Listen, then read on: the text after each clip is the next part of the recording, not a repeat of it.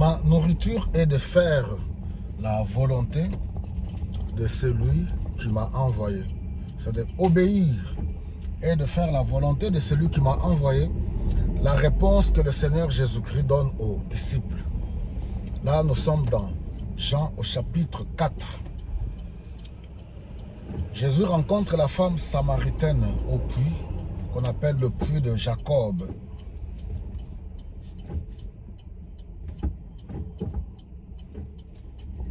Alors, nous voyons que la femme samaritaine vient puiser de l'eau à midi. Ça, on verra ça un peu plus tard. Alors, quelle est notre nourriture?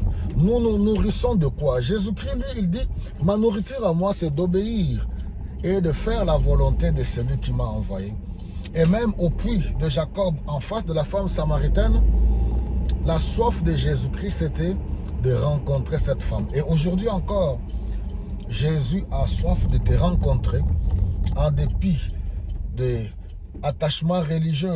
Le Seigneur ne fait exception de personne.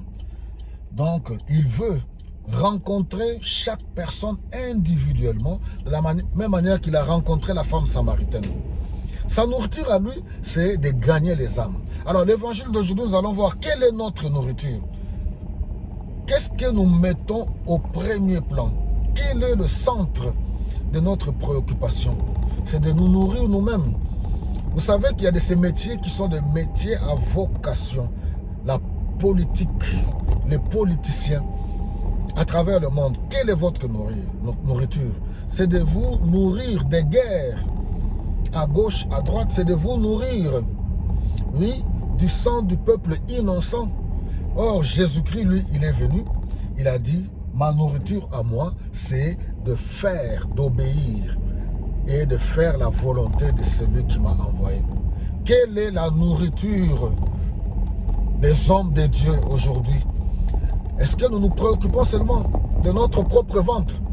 De l'argent, l'argent, l'argent, l'argent. Nous nous attachons aux politiciens pour l'argent, l'argent. Quelle est notre nourriture?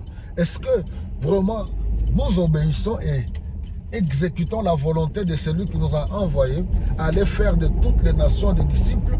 Avec Jésus-Christ, il n'y a pas de barrière. Voilà, mes bien-aimés.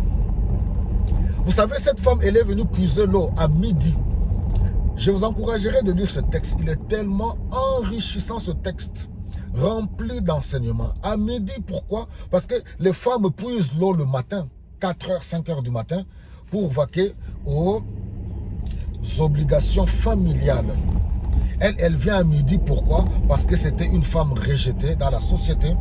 C'était une chisa de la Samarie. Voilà, j'utilise le terme terre à terre, une chisa, c'est-à-dire la voleuse de Marie. Parce que dans sa conversation, Jésus lui dit, va chercher ton mari. Elle dit, je n'ai pas de mari. Jésus lui dit, tu as dit la vérité, car tu as eu 5 hommes et l'homme avec qui tu vis maintenant n'est pas ton mari.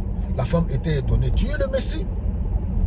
Alors, vous savez, nous sommes dans cette société où il y a une société des hypocrites. Cette femme, elle était la mal-aimée de la ville de Samarie. Quelles sont ces femmes qui peuvent aimer une voleuse de Marie? Mais elle, c'était connu. Mais il y a encore plein de voleuses de Marie, en cachette. Ah oui, là je pense que les femmes mariées sont contentes quand elles vont entendre ça. Ah ouais, aujourd'hui encore, il y a plein de choses, c'est-à-dire des voleuses de Marie, des concubines de mari d'autrui. Mais laissez-moi vous dire, je ne veux pas du tout plaider la cause de toutes ces femmes-là, mais j'aimerais bien rectifier une chose. Ces femmes-là ne sont pas des voleuses. Chères femmes mariées, ce sont vos maris qui se sont donnés à toutes ces femmes-là librement. Parce que vos maris, ce n'est pas des gamins. Je suis un homme, je sais de quoi je parle. Vos hommes, ce n'est pas des gamins. Donc, au lieu d'en vouloir ces femmes-là, vous devez vous en prendre à vos maris. Nous sommes dans une société, effectivement. Mais Jésus-Christ aime tout le monde. Que tu sois chisa ou pas, Jésus-Christ est venu réellement pour te rencontrer individuellement. La nourriture de Jésus-Christ, c'est d'obéir et de faire la volonté de Dieu. Que Dieu nous aide par le Saint-Esprit, que nous puissions emboîter le pas.